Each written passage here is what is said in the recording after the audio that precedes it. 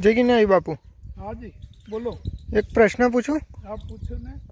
આપણે ક્વોન્ટમ ફિઝિક્સમાં તમારું શું કહેવું છે?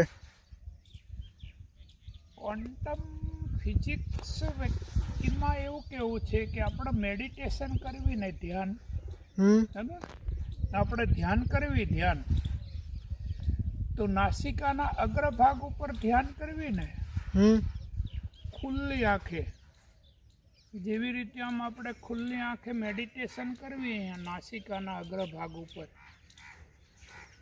તો પહેલા દિવસે 1 મિનિટ, બીજા દિવસે 2 મિનિટ, ત્રીજા દિવસે 3 મિનિટ, ચોથા દિવસે 4 મિનિટ, એમ દરરોજ 1 મિનિટ વધારવાની.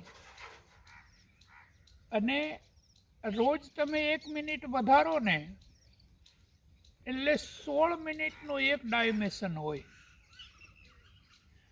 16 મિનિટે તમે પહોંચો એટલે એક ડાયમેન્શન પાસ થઈ જાય. સિમ્પલ કોન્શિયસનેસ 70 વર્ષ સુધી ફિક્સ ડેવલપ થઈ જાય. પછી પાછું તમે જો 16 મિનિટ બીજું ડાયમેન્શન વધારો તો સેલ્ફ કોન્શિયસનેસ સદાય માટે ડેવલપ થઈ જાય. પછી 16 મિનિટ બીજી વધારો એમ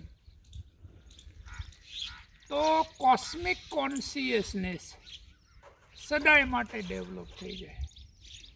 પછી પાછું તમે 16 મિનિટ વધારો તો સિક્સ સેન્સ કાયમ માટે ડેવલપ થઈ જાય. પાછું તમે 16 મિનિટ વધારો તો અવેરનેસ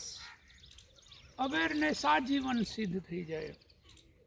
અને પાછું તમે 16 મિનિટ વધારો તો સુપ્રીમ કોસ્મિક કોન્શિયસનેસ સિદ્ધ થઈ જાય. તો માઇન્ડની જે કક્ષાઓ હોય, conscious, unconscious, subconscious, supramental, six sense, તો ડીસી સેકન્ડ, ડેન્સી second, millisecond, microsecond, picosecond, એબ્જો સેકન્ડ, હેપ્ટો સેકન્ડ, નેનો સેકન્ડ અને ફેમ્ટો સેકન્ડ. ફેમ્ટો સેકન્ડમાં તમે પહોંચો ને એટલે એને કહેવાય quantum speed reading. Quantum speed રીડિંગનો મતલબ થાય તમે પ્રકાશ કરતાં 4 ગણી વધારે સ્પીડ હોય પ્લાઝ્મા, પદાર્થની ચોથી અવસ્થા. તો ક્વોન્ટમ સ્પીડ રીડિંગ છે એ મેં એટલા માટે ડેવલપ કરી છે કે મેં ટાઈમ ટ્રાવેલિંગ કરી શકું. ટાઈમ ટ્રાવેલિંગનો મતલબ થાય ટાઈમના ડાયમેન્શનથી ઉપર જતા રહે. અને સમયનું જે ટેરિંગ છે એને ભૂતકાળ કે ભવિષ્યમાં મોડ આપી શકે એમ. તો જે સમયને બી મોડ આપી શકે તેને કહેવાય સિદ્ધ. શું કહેવાય? સિદ્ધ. હા, તો સિદ્ધ પુરુષો છે એ સમયને બી મોડ આપી શકે. યા તો સમયને મોડ આપે એવો રાજા પેદા કરે, હે ને? રામ હતા તો પહેલા રાજા પછી ભગવાન, કૃષ્ણ હતા તો પહેલા રાજા પછી ભગવાન, બુદ્ધ હતા તો પહેલા રાજા પછી ભગવાન, મહાવીર હતા તો પહેલા રાજા પછી ભગવાન, રામદેવ હતા તો પહેલા રાજા પછી ભગવાન. તો એ ઋષિનામાં એટલી બધી તાકાત હોય કે કોઈ પણ માનવને રાજામાંથી ભગવાન બનાવી નાખે એમ. ક્વોન્ટમ સ્પીડ રીડિંગનો મતલબ થાય એક દીવો સળગાયો હોય આપણે ઘીનો, અને આમ ખુલ્લા વાતાવરણમાં મૂક્યો હોય તો એના ઉપર હવાની ઇફેક્ટ થાય કે નહીં? થાય ને.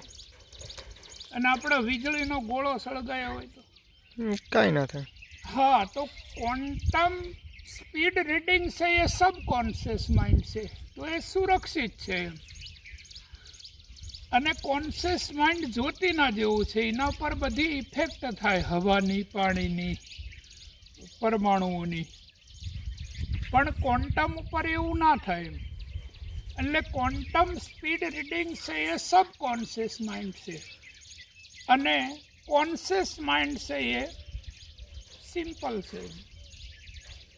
બોલો જય ગિરનારી. જય ગિરનારી.